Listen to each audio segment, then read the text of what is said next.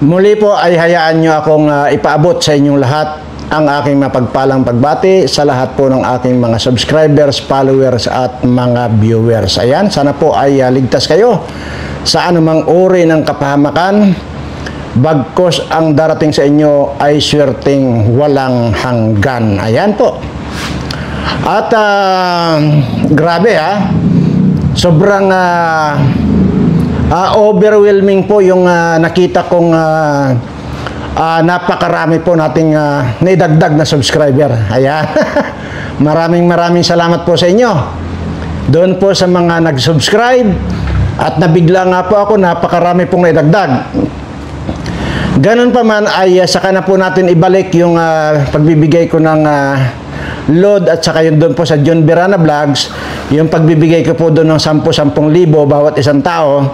Ay medyo kan lang po ako medyo lang busy lang, pero yun naman po ay parang kan lang yun, antabay lang po natin dahil habang nag-aantay po tayo na makompleto yung 150,000 subscriber natin dito at napakalapit na po nating makuha. Kung inyo pong natatandaan ay sinabi ko po dati, pag na-reach natin yung 100,000 subscriber, magbibigay po tayo ng kalahating milyon. Natupad po. At dito naman po, pag naabot na natin yung 150,000 subscriber, magbibigay po ako rito ng 1.5 milyon. Ayan. At dahil po dyan, dahil sa sobrang natuwa ako, tanggalin natin to sunglass ko dahil pinagkakamalan tayo na duling daw tayo at saka baka raw banlag daw tayo. Ayan, tinanggal ko na po dahil sa napakarami po kaya nagdagdag na subscriber natin. Muli ko pong itinataas ito po yung bato na kung saan po yung mga nakakasubaybay sa akin, ito na po yon. Sa inyo pong lahat ng mga subscriber ko, swerte na sapin-sapin, swerte na walang hanggan ang darating sa inyo na mga subscriber ko. Ganyan po. So, ayan po at itinataas ko po ito sa ngalan ng ating Panginoong Hesus. Ayan. At kung inyo po napapansin, nung akin pong ipinakita dati ito sa inyo, napakaliit pa pong bato yan. Ay ngayon po, napakalaki na. Napakalaki na po. So, ayan po. At gagawin po natin ito once a month dahil po doon sa mga bagong magsusubscribe naman sa atin ay, ayun, para ma-bless din po sila. Gagawin po natin once a month. Kaya yung pang darating pa po natin subscriber ay masakop din po nito. So, maraming salamat po doon sa mga bagong nag-subscribe. Ayun po at doon po sa sinabi ko na ano yun? Yung may namayapa na o nagpaalam na, sinabi ko naman po sa inyo, di ba? Na ang sinasabi ko sa inyo ay bukas ko po sasabihin sa inyo at ito na po yung bukas. Okay? Kaya lang po ay gusto ko lamang pong basahin sa inyo itong comment. Dahil unang-una, ito lang po babasahin ko lang po itong comment para lang po maintindihan ninyo. Okay? Ang nag-comment po nito ay si Bilma Lim. Ayan po si Bilma Lim. Okay. Ang comment po niya ay sinong pumanaw? Si Marcos? Pwede ba? Huwag kang mag-news ng fake. Nakakainis yung totoo naman. Madam Bilma, kahit po ulit-ulitin ninyo, panoorin yung video ko kahapon, wala po akong sinabing Marcos ang namatay. Di dapat sana sinabi ko na. Di ba? Kaya ang hirap po kasi sa atin ay nag-i-speculate tayo. Pinangungunahan po natin. Wala po ako sinasabing Marcos. So, kaya, huwag kang magsabing fake news. Ito pa.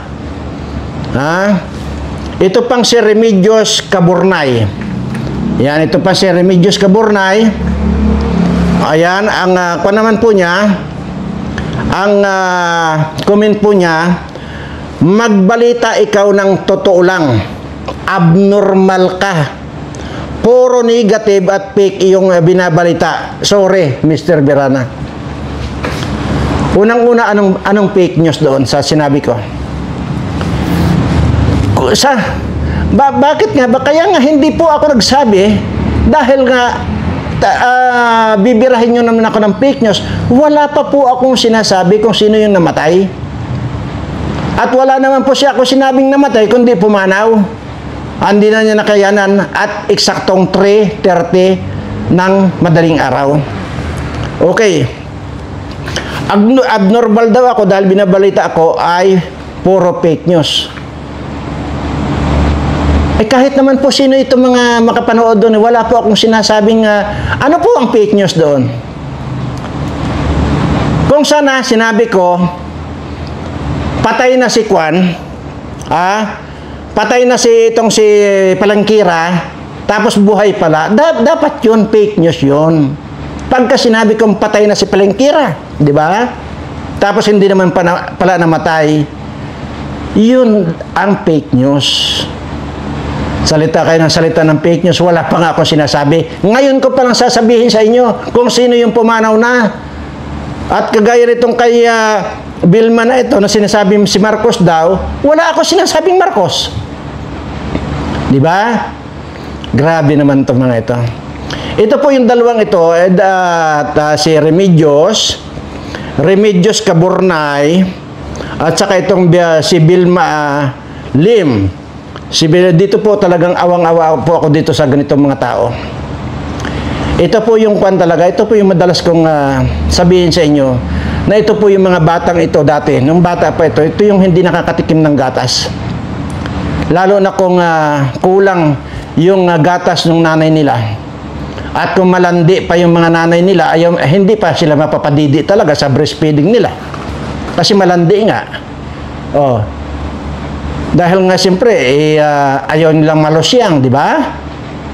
So, kung mapadidi man ito, kulang-kulang. Kaya ito po yung sinasabi ko na hindi nakakadidi ng gatas ito nung maliit. Yan po yung resulta ng mga bata hanggang sa tumanda na lang. Yun po yung kwan. Talagang, wala po talagang laman ang utak. Kasi nga, hindi nakatikim ng gatas nung maliliit pa.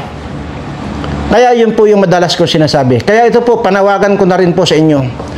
Kayo pong mga magulang na may mga maliliit pang bata ngayon, ay sikapin po ninyo na mapadidi yung inyong mga anak. Mapainom po ninyo ng gatas. Kahit na po mga, na sila, mga 5 years old to 6 years old po. Padidiin nyo pa rin po, tuloy-tuloy pa rin po. Ganyan po yung magpamilya. Dapat po pagsikapan po ninyo. Kasi ma-abnormal po yung inyong mga anak. Kagaya po yung dalawa na ito, si Remedios na ito, at saka itong si Remedios Caburnay, at saka itong si Vilma Lim. Huwag po ninyong gagayahin itong mga ito, kasi ito po yung talagang hindi nakainom ng gatas na maliit. Kaya wala pong utak. Maawa po kayo sa mga anak ninyo, ano po? Paalala ko lang po yun. Kasi nakakaawa po. Tingnan nyo naman ito. Kitang-kita nyo na po, hindi na po ako kailangan magpaliwanag. Kitang-kita nyo na. Wala akong sinasabi na kung sino yung namatay or na pumanaw na. Pero sila nagbabanggit ng Marcos. Bakit ganon?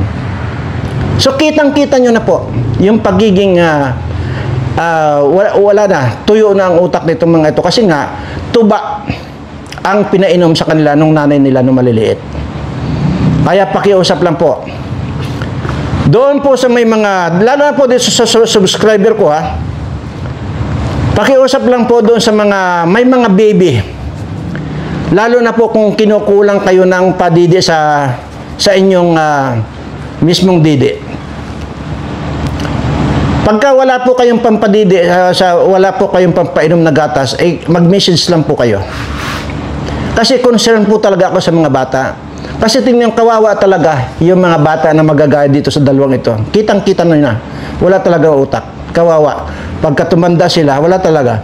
Ito yung mga hindi sila makakapag-isip ng kung paanong umasinso sa buhay. At hindi sila, wala nga talagang utak. Yun po yung sinasabi ko. Huwag po ninyong mamasamain itong sinasabi ko kasi totoo po yan.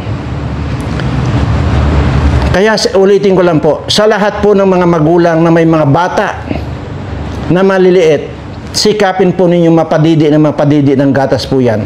Para po paglaki nila, kapaki-pakinabang. Hindi po kagaya nitong mga dalawang ito nabanggit ko. Kawawa. Ito po yung tatanda na lang po ito na para mga kalabasa. Ganun po yan. Hindi po pang-iinsulto yan. Which is totoo naman na talagang wala talagang mga utak ito. Kawawa talaga mga anak ninyo. Anyway. So, gusto nyo ba talaga malaman kung sino yung pumanaw na? Nung isang madaling araw na 3:30 eksakto pumanaw na. So, okay. Pero, huwag niyo akong apurahin. Sabihin natin. Sasabihin ko. Pero napakarami dito na nagsasabi, ang dami ko pa raw ngak-ngak. Hindi ko pa raw daw sabihin ang kung sabihin ko. Dapat daw sabihin ko na antimano. Doon po sa mga nag-comment ng ganon, abay magtiis ka. Gumawa ka ng channel mo para sa iyo, para ikaw nasusunod. Huwag mo akong diktahan kung kailan ko sasabihin. Okay? Ganun lang kasimple yun. Isip-isip lang ha. Baka hindi ka rin nakainom ng gatas. Imaginein mo. At uutusan mo ako na sabihin agad. Abay mamaya, magantay ka. Kung gusto mong malaman, magantay ka. Kung ayaw mong malaman, lumayas ka. Ganun lang kasimple. Ikaw naman pala. Huwag ganun. Dahil channel ko ito, gumawa ka ng sarili mong channel. Okay? Ganun lang. Okay. Ganito, ito na po yung topic natin. Mamaya na po yung mga pumanaw na yan. Sabi ko nga po, yung gustong malaman, mag-stay. Pero kung ayaw nyong malaman, ay lumayas na. At subject for kung pa po yun. Subject for approval po yun. So, antayin nyo po kung darating yung approval kung kukuhan ko rito. Pero sigurado ako, sasabihin ko na. Ayan. So, ito po ang masasabi ko. Dito po sa mga observation ko rito sa gobyerno ngayon. Lalo't napakarami na po nating mga kababayan ang gutom na gutom, walang masaing. Sino po ang may kasalanan yan? Aba, pagkunin natin ha, kumpara natin yung dalawang presidente. Si PRRD at saka itong si Tito Bongbong ko. Okay? Sino ang may kasalanan? Noong ang dami-daming mga nagugutom ngayon. Sige, umpisahan natin kay PRRD. Noon pong si PRRD ang presidente, yun pong iniikutan namin, iniikutan ng team ko, nasa 200 families lang po yan. 200 families lang yung mga iniikutan namin na binibigyan ng tulong. Noong itong Tito Bongbong ko na, ang naging presidente, yung 200 families, ngayon ay naging 3,000 families na po yung mga wala ng masaing. So, sino ngayon ang may kasalanan dito? Abay, sigurado ako hindi kasalanan ng aking Tito Bongbong yan. Kasi unang-una, itong Tito Bongbong ko nakapakatalino yan. Ito si PRRD, bobo yan. Bobo, si PRRD. Itong Tito Bongbong ko ang napakatalino. Tingnan nyo ha. Itong sinabi ko na kanina, yung tinutulungan ko, 200 families lang yan. Ngayon, 3,000 mahigit na. Oh, sino ngayon ang may pusong pagtulong? Aba, itong Tito Bongbong ko. Kasi dumami yung mga walang masaing eh.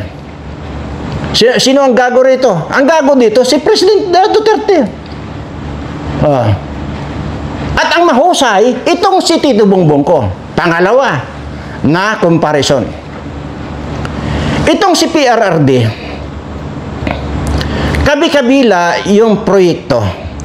Nandyan na yun ngayong ini-enjoy ko. Yung Skyway Stage 3 na yan.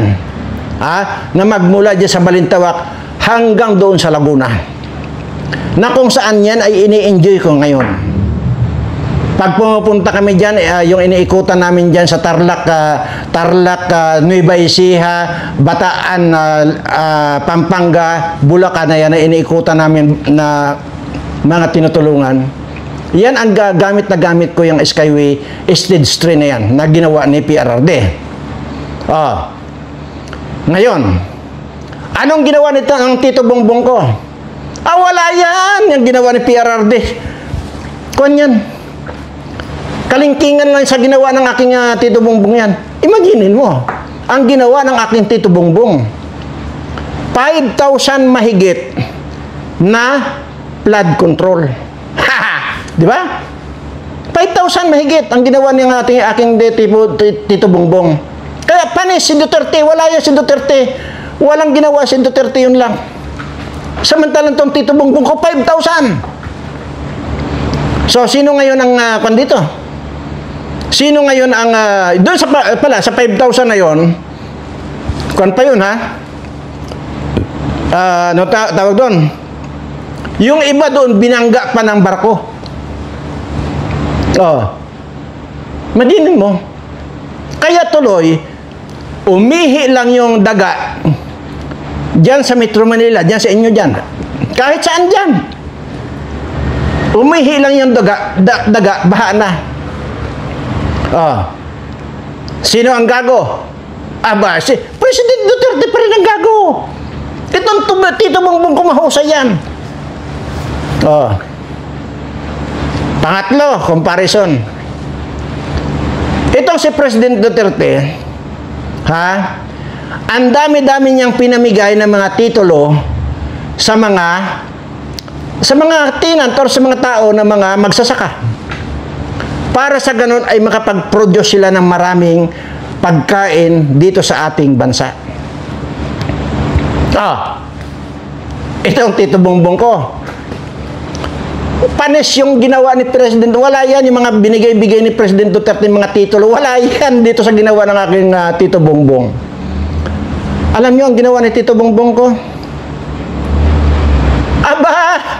Nagpatanim ngayon. Ngayon din aanihin.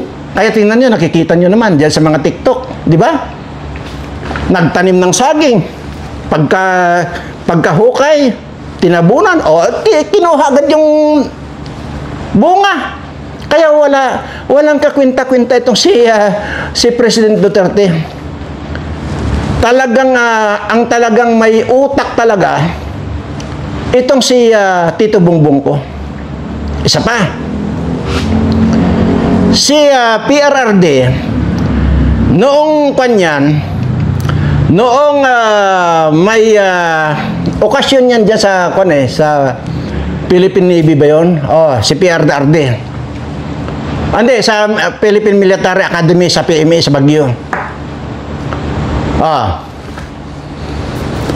Hinubad ni President Duterte yung relo niya, ibinigay niya doon sa kagagraduate na PMA-er. Yan.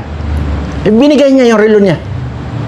Dito sa Tito Bongbong ko, noong umattend din sa PMA graduation yon.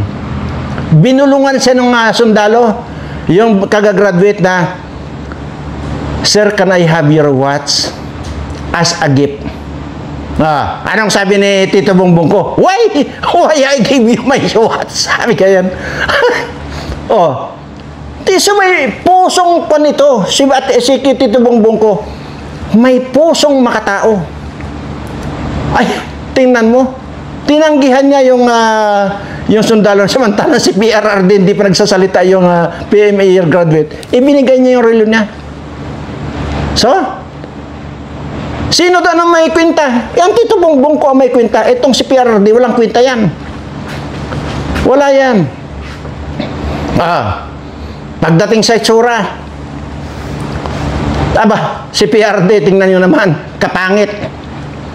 Itong Tito Bongbong ko, napakagwapo. Mayroon pang kwan yan.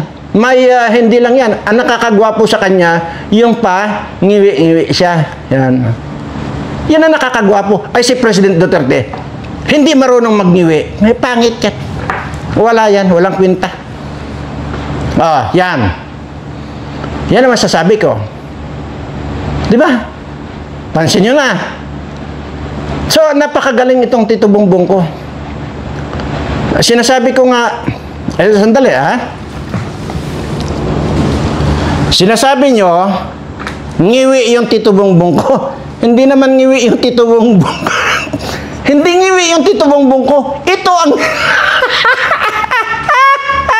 ito ang ngiwi. Bakit yung sinasabing ngiwi si Tito Bongbong ko? Hindi. Hindi yan. Ito, ang certificate ngiwi. Kitang-kita nyo na ang ebidensya. Kaya wala yan. Ang nakakagwapo sa Tito Bongbong ko, yung cute pagka gumaganyan-ganyan. Cute. Maging si Abalos din, di ba? Parang naglalak yung kwan. Yung panga. Okay? Yan. Ito ang ngiwi. Huwag niyo sabihin, bakit niya ibinibintang sa Tito Bongbong ko? Yung ngiwi. Nako naman, kayo talaga, maintriga talaga kayo, no?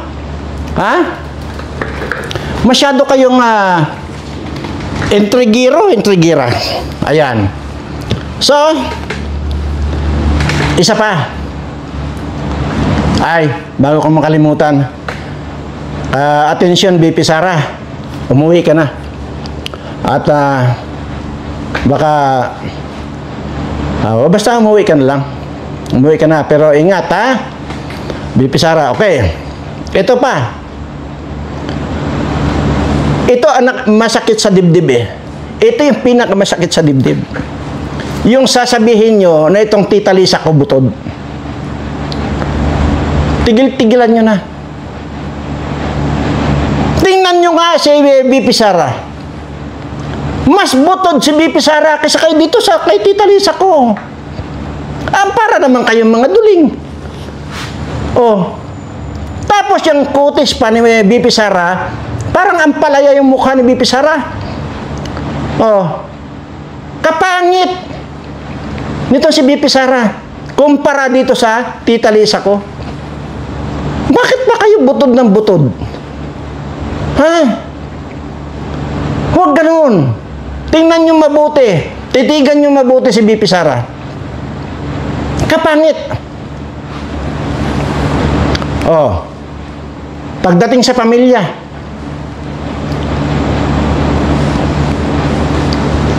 ikukumpara naman natin ito si Kitty Duterte tsaka dito kay Sandra. Sandra ba? Sandro? Sandro. Tingnan nyo nga si Sandro na anak. Anak ni ko niyan, Tito Bongbong ko. Kayo naman pala si Sandro. Di ba pangiwi-ngiwi na rin yan? Anak yan ni Tito Bongbong ko. Ngayon, i-compare nyo sa anak ni PRRD na si Kitty.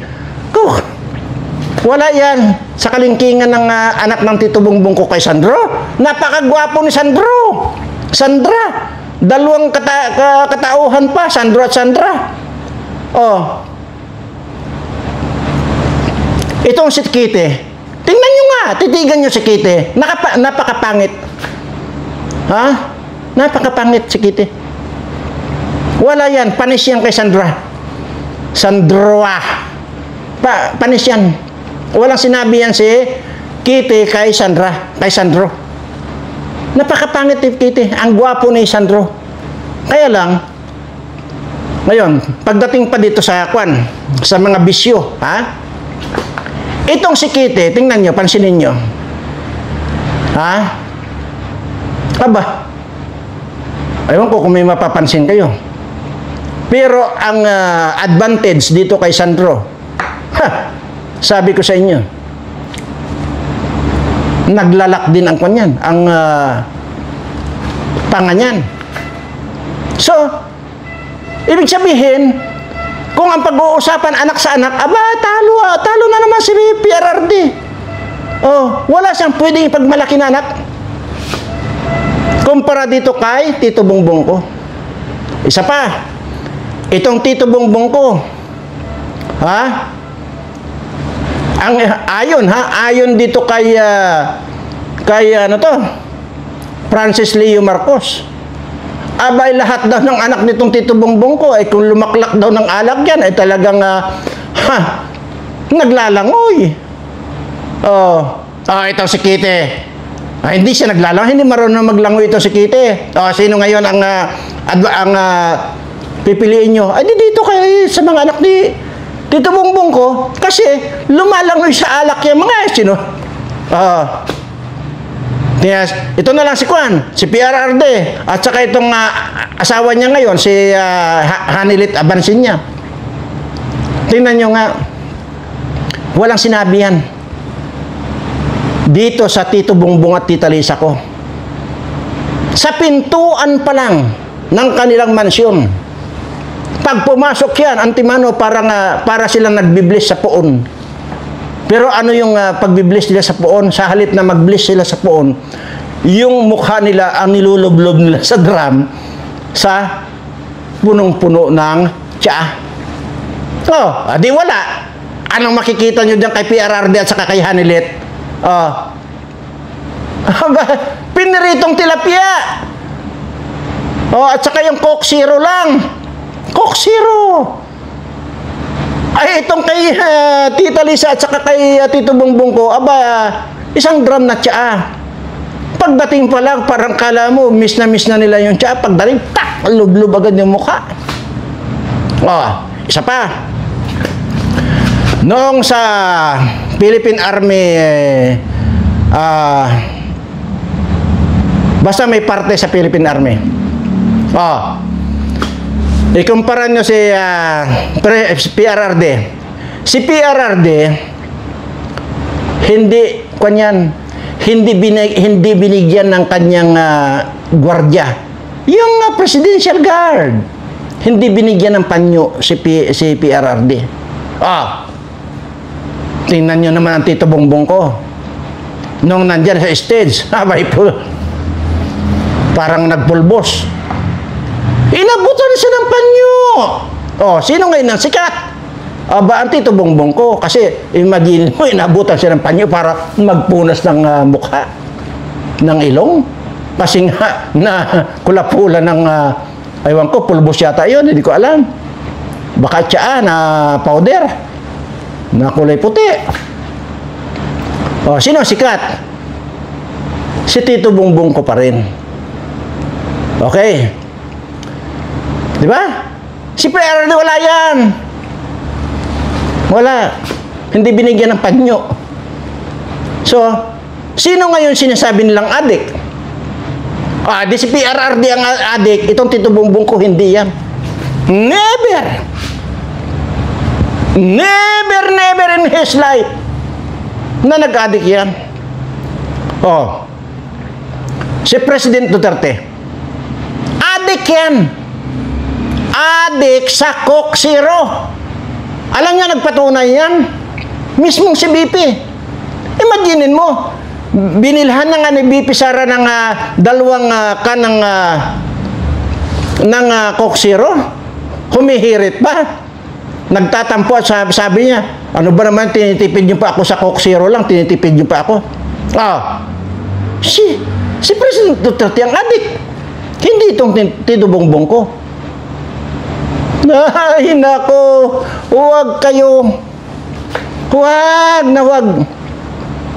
Gaya din itong mga nagkukan. Itong mga nagsasabi sa akin, ang dami-dami ko pa raw sinasabi, hindi ko na raw daw sabihin kung sino yung pumanaw na. Ay, magantay ka. Patapusin mo ako.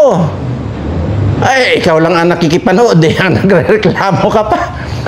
Para nga palibasa, hindi ka rin nakainom ng gatas ng maliit. Iba yung ininom mo.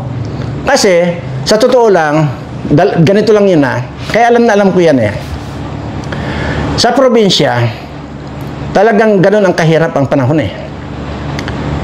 Kung walang may panainom na gatas yan, either maglalagay sila tsopo, nilalagyan nila ng konting asukal or kaunting asin. Yan pa pinapadidi sa anak nila. Kaya itong mga, alam ko yan, dahil itong mga iniikutan namin, itong mga tinutulungan namin, ganyan-ganyan na nakikita ko. Either yung galing sa sinaing, or either kape. Kape na yung, okay lang sana kung kaping mga ganyang barako, hindi eh. Yung bang rice, yung bigas na sinunog, ginawang kape, yan ang pinapapadidi nila. At saka itong siko na ito, itong si Remedios sa Kaburnay, at saka itong si Vilma Lim, hindi po yan sila nakainom talaga ng kahit na yung tuba po ang ininom nila. Kaya ganun po yung nakakawawa talaga. Kaya tumanda na lang itong mga ito na wala hindi talaga nagkalaman ng utak. Ngayon, sasabihin ko na ba kung sino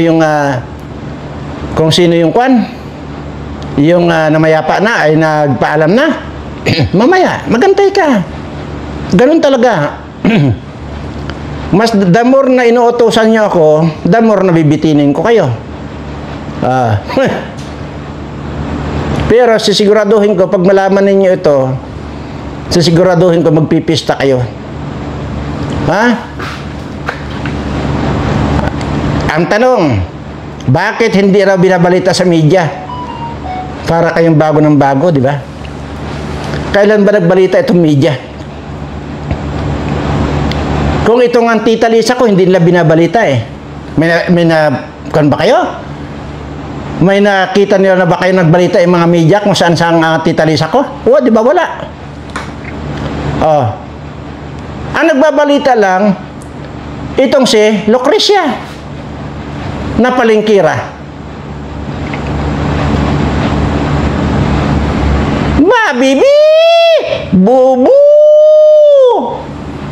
Magandang umaga, mga bata!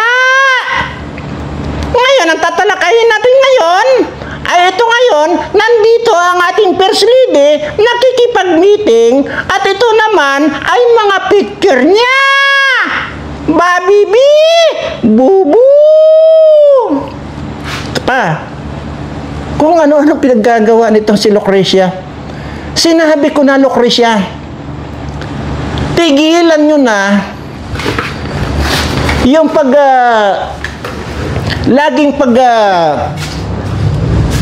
yung pagkukunin nyo ng mga, pagpupost ninyo dyan ng litrato ng Tita Lisa ko. Pakiusap, tigilan nyo, lalo lang kayong nalalagay sa kahihiyan. Mabibi! Bubu!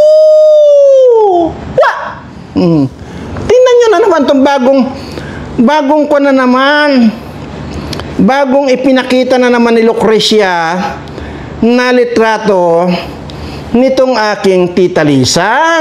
Mariusip naman kayo, ano ba yan? Kaya kunin, habang gumagawa kayo ng ganito, lalo lang napapahamak, lalo lang napapahiya ang Tita Lisa ko. Imagine mo, ito yung bagong litrato daw kuno ng Tita Lisa ko, ha? Ayan, pansinin niyo. Yan daw, kon lang yan. Ngayon lang yan. Yan na naman yung ano to, ipinakita. Tingnan nyo, ha, dyan pa lang sa braso niya, o dyan pa lang sa braso niya, ginawa nyo ng kanyan, ginawa nyo ng skeleton. Hindi ganyan ang braso ng Tita Lisa ko. See? Grabe kayo. Ikaw, Lucrecia, Babibi! Bubu! Kon kayo eh. Ano to? Ayun, hindi ko maintindihan sa inyo kung ano ba talaga ang nasa utak niyo. Imagine nyo yan, oh. Ha? At ito pa. Ha? Ito ngayon ang sabihan niya, ngiwi. Oh. Ayan, di ba? Oh. Ay, putang ina. Oh, tingnan niyo yan. Di ba? Ano ba naman kayo? Talaga, grabe kayo. Ha? Mariusip, ikaw, Lucrecia, tigilan mo na yung pagiging fake news mo. Sa bagay, yun sana, yung mga nagsasabi ritong fake news ako, na wala pa naman akong sinabihan nyo na akong fake news.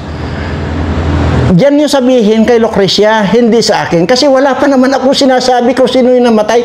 Kayo ang dinidikdik nyo sa utak nyo na si Marcos. Wala pa naman ako sinasabi. Ha? Ngayon, mamaya-maya, magantay kayo. Okay, ito, sasabihin ko sa inyo. Para, ito pa lang ang, ulitin ko lang po, para lang kayo mayroon kayong kaunting kaalaman. Ano? Halimbawa, pag sinabi kong itong si Lucrecia ay patay na, tapos hindi naman patay, yun pwede nyo sabihin sa akin na fake news ako. Pero wala pa naman ako sinasabi, kahit i-review nyo yung video ko kahapon, wala ako sinasabing kung sino yung namatay. Bakit ganun? Bakit puro kayo, wala na kayong ibang sinabi dyan kundi fake news? Okay? Ba't ganun? Anyway, sige. Sasabihin ko na kung sino yung maalam na nung isang madaling araw ng 3:30 eksakto. Ngayon sasabihin ko na. Pero ito lamang ang may magtatanong lang ako dito sa aking parapernalyas. Kasi dito lang ako nagbabase kung dapat ba or lahat ng mga kilos ko at mga dapat sasabihin dito nagtatanong ako. Ha? Alam nyo kung anong tinatanong ko? Ito. Ito ang tinatanong ko. Kutsara. Okay? Ngayon, makita nyo naman ito, ang tigas-tigas niyan, di ba? Kita yun. Di ba? Ayan, oh. Ito ang tinatanong ko. Ngayon, tatanungin ko ngayon kung dapat bang sabihin ko na rito kung sino yung namaalam na. Ayan. Ito, pag nag-react ito, halimbawa, ito, gagananin ko. Kasi dapat dito, dapat dito mong hawakan para makikita mo. Yung kung magre-react ba ito. Pag nag-react ito. Halimbawa, tatanungin natin, sasabihin ko na ba kung sino yung namaalam na. Pag nag-react ito, halimbawa, mababali siya, ay ibig sabihin, tumututol siya na sasabihin ko. So, pasensyahan tayo kung halimbawa mag-react. Pero ito naman kita nyo naman, ayan. Di ba? Yan, tingnan mo, ang pilantik pa ng mga daliri ko, di ba? Yan. Gusto nila bang tanungin itong kutsarang ito? Basta ang sinasabi ko rito, pag nag-react ito, ay, ibig sabihin, huwag ko nang ituloy. Kasi, pag itinuloy ko, may pananagutan ako. Okay? Kaya huwag na naman kayo magsabing fake news sa akin. Dahil wala pa naman ako sinasabi. Ngayon ko palang sasabihin sa inyo. Tingnan mo, sasabihin nyo naman, ang tagal ko magsalita. Ngak-ngak ako ng ngak-ngak. Pues magtiis ka. Programa ko ito, hindi mo programa. Kaya kung kailan ko sasabihin, doon palang sasabihin ko sa iyo. Okay? Naintindihan mo na ngayon. Ito. Kitang-kita nyo na, ha? Wala yan, Matigas yan, matigas ini. Yan, kahit paanong bali mo yan, matigas ini, Siyempre, natural dito ko lang hahawakan para konti lang yung mahahawakan ko. Natural, ganyan ko lang. Alam nga naman gaganyanin ko. O sasabihin nyo, may daya na naman kung gaganyanin ko. Di ba? Kaya, gaganituhin natin. Yan, para kitang-kita ninyo. Yan. Sisimulan na ba natin? Sige. Simulan na natin. Para sa ganun ay makontento kayo. Ha? Okay? Sinasabi ko na sa inyo na pag nag-react ito ay hindi ko na itutuloy kung sino yung na maalam na. Pero, sabi ko nga, pag nag-react, pagkakon nga ito, ay, halimbawa, pinigilan ako, mayroon pa rin ako ibibigay sa inyong clue. Yan, Kita niya, Yan, kitang-kita nyo naman yan, di ba? So, ngayon, ay ano ba tatanungin natin? Halimbawa, tanungin natin kung papayag ba siya na sabihin ko rito kung sino yung namaalam na, okay? Sige, tanungin natin. Sino nga ba yung namaalam na? Mag-react ka kung hindi ka papayag. Huwag kang mag-react, ibig sabihin, sasabihin ko na rito. Pero pag nag-react ka, ay hindi ko na itutuloy ang pagbubulgar kung sino yung namayapa. Igo, sumpirig ni may bulbul sa pisngi. Ayan. So, kaya, unti-unti natin. Ito, walang panat. Pinakita ko na sa inyo kanina. Pag sabi ko nga, pag nag-react, hindi ko na itutuloy. 1, 2, 3. Uy, nag-react. Nabali. Diba? So, tingnan nyo, nabali. Samantalang, napakatigas itong kutsarang ito. O, bakit nabali? Napakatigas. Diba, Ha? Ba't ganon? Ayan, napakatigas niya, no? Kahit anong gawin mo dyan, napakatigas. Nag-react siyang kusa. Ayan, nangyari. Diba? Ibig sabihin, hindi ko na raw sasabihin ko sino yung namaalam. Pero ito ang sasabihin kong, pwede ako magbigay sa inyo ng clue. Ang clue po nito, hindi talaga nila ibabalita ito. Dahil, takot sila. Alam nyo naman. Ayaw ko nang i-detalye pa. Pero isa lang ang alam ko, nasa pressure na. Naka-pressure na. Yun na. So, doon pa sa magsasabing fake news, ay mayroon akong total, wala pa naman ako sinasabi noong isang araw. Wala akong sinasabi kung sino yung namatay, di ba? Tapos salita kayo ng salita ng fake news. Ito naman ang para sa inyo.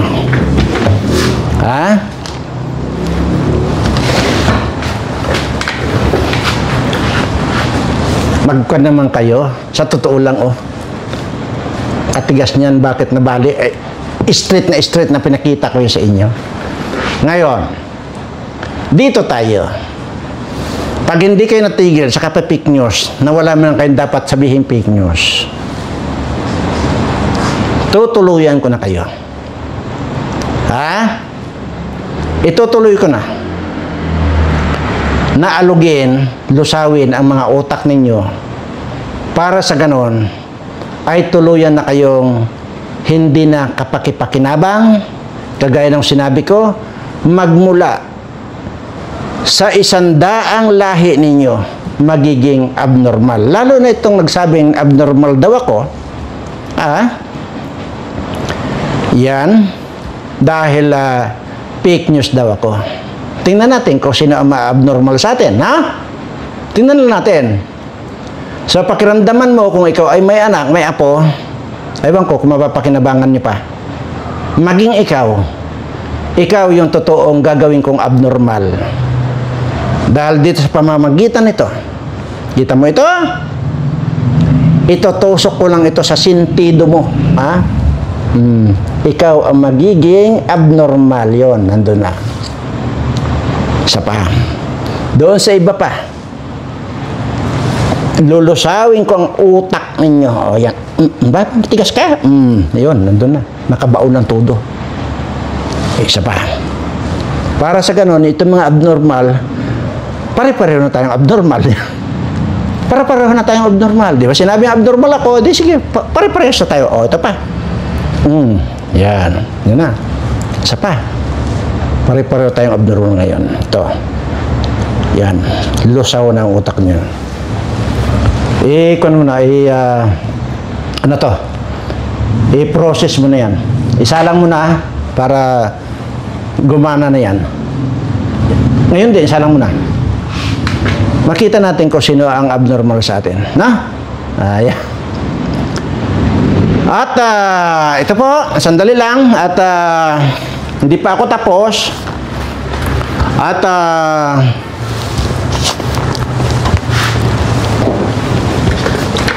Uulitin ko lang po sa lahat po ng mga bagong nag-subscribe. Napakarami po. Napakarami po yung mga nag-subscribe. Maraming salamat po sa inyo. Pero ito po ang pwede kong ipangako sa inyo. Ay tuloy lang po yung inyong pag-subscribe. Dahil gagawin ko pong once a month ay tataas ko ito para sa inyo. Doon sa mga nag-subscribe. At ngayon sa mga nag-subscribe, uulitin ko lang po yung kanina. Nung una kanina. Tinataas ko ang batong ito para sa lahat ng mga subscriber ko. Darating sa inyo ang swerteng walang hanggan. Lalayo sa inyo ang mga sakit. Mapupunta ito sa mga kawatang mga politiko ang inyong mga sakit. Bagkos, sinabi ko na, uulit-ulitin ko lang ulit. Swerte na walang hanggan ang darating sa inyo.